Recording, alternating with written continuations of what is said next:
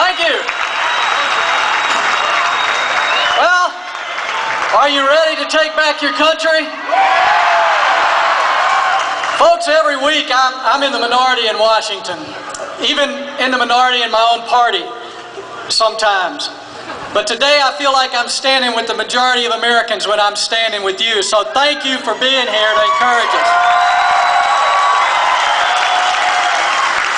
You've probably figured out by now that the only change coming to Washington is a change that's coming from your pocket to Washington. And I'm glad you're here to help us stop it. I'm not here as a Republican or as a conservative or even a senator. I'm here as a fellow American who's concerned about the direction of our country. And I know that the only way we're going to change it is if you and your fellow Americans around this country decide to take their country back. And that begins today with this Tea Party. Thank you for your courage to be here.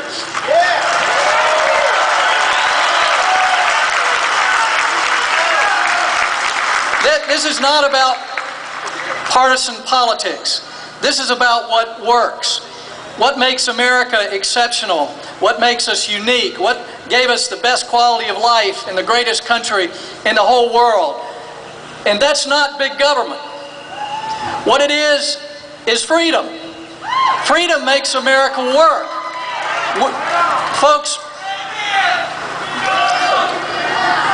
it's limited government. It's a free people. It's free markets. It's of people taking responsibility for themselves and working hard, raising family, going to church. It's what you know that works. We can't replace that with big government and big taxes. Washington is out of control, and you know it. Americans everywhere, we all sense that something is desperately wrong.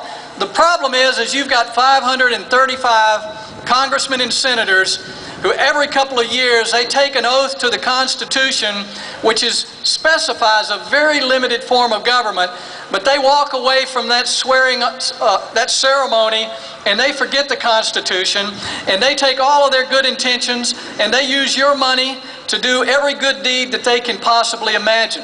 Whether it's their earmarks or their special projects or their special interest favors, every bill now is rolled up with thousands of pork barrel projects, wasteful spending, and now we're at levels of debt and spending we've never even imagined in our country.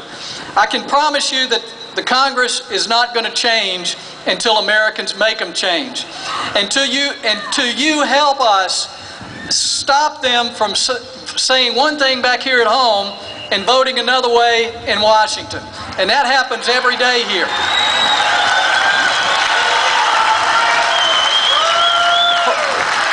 You know the answers. You know that big taxes mean big government, and it means a less powerful people. We need to cut our taxes, and we need real tax reform. I'm glad to see the fair tax people here today. Whether it's the fair tax or flat tax or some variation, we need a new tax code, or we're going to run ourselves out of business as a nation. We need to let freedom work in education and health care and energy. Freedom has the power to make America as great and greater than it's ever been, and it's in our hands today. Let's don't leave it in the hands of politicians. Let's change things by starting and continuing what we're doing here today. We're going to take back our country. This is a government of the people, for the people, and by the people, and that's you folks. This is your country, and thank you for being here and taking it back today.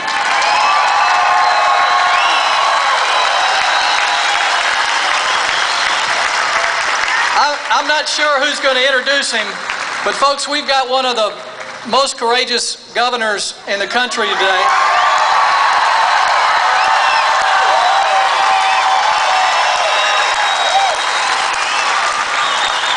And he needs to hear what he just heard, because he's standing up against a lot of folks who want to keep taking from the federal government.